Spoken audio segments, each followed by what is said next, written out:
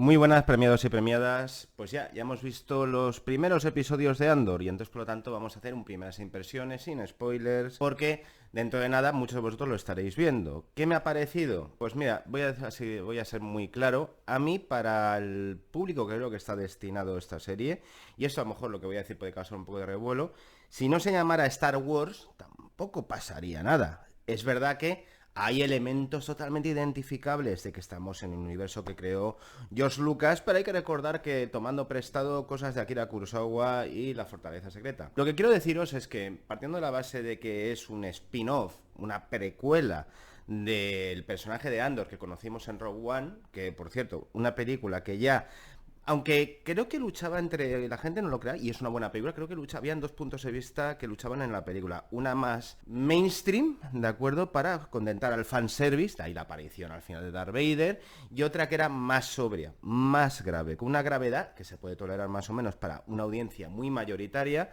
pero que al final hablaba de una misión suicida. Y de hecho parecía que eran los cañones en Amarone, pero en el universo de Star Wars. De los hermanos Gilroy, ¿de acuerdo? De hecho, uno de ellos hizo los reshoots de Rogue One.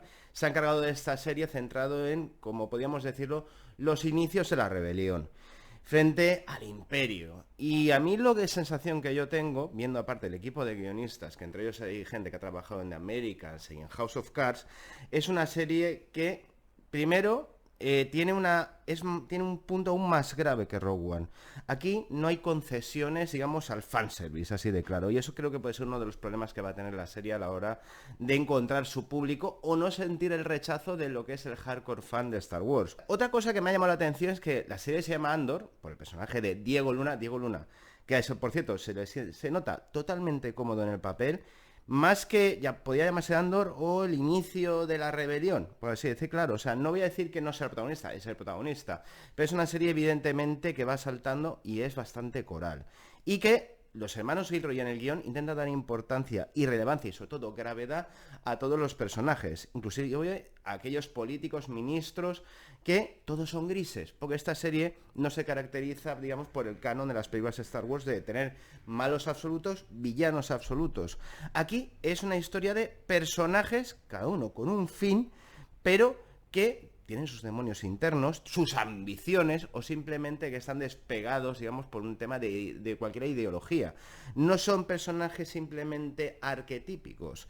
Y eso empieza sobre todo por Andor, que no es, aunque te pongan en la sinopsis que es el camino del héroe, el que va a trazar a partir del episodio 4, sí, va a empezar a sentir un poco de implicaciones, pero nos está presentando un tío, ¿vale? Que es más un superviviente que debido a las circunstancias va a ir estableciendo lazos como a todas luces, y eso es lo que me llama la atención, con un grupo terrorista.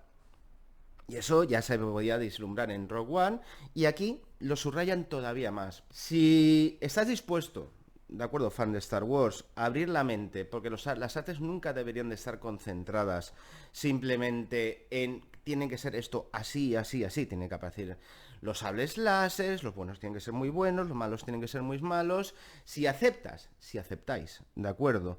Que esto va destinado a un público, para mí, yo considero más adulto, por tanto yo me he sentido muy cómodo viendo lo que he visto y de momento estoy dentro, de momento, digo de momento porque en cualquier momento esto se puede estropear como pasó con Obi-Wan, porque Obi-Wan, tengo que decirlo ya ahora mismo, es una serie fallida. Lo tenéis en la crítica del canal y los pongo por diferentes motivos. Y de momento esta, aun teniendo creo que menos presupuesto, ¿de acuerdo? Está mejor aprovechado. Y sobre todo porque es una serie de personajes. Hay acción, ¿eh? Hay acción, no lo dudéis. Pero está más anclada en la realidad. Son personajes que son grises. Entonces, a mí me resulta un producto así más interesante que algunas propuestas como Obi-Wan. Y en Mandaloriano, la verdad es que funcionaba perfectamente como nostalgia. Y esta Andor funciona destinado a un público más adulto, demostrando que la galaxia es bastante infinita. Y pueden haber diferentes tramas, aunque rompan un poco el tono de lo que es el canon de cómo debe ser Star Wars. Y para mí eso es bienvenido.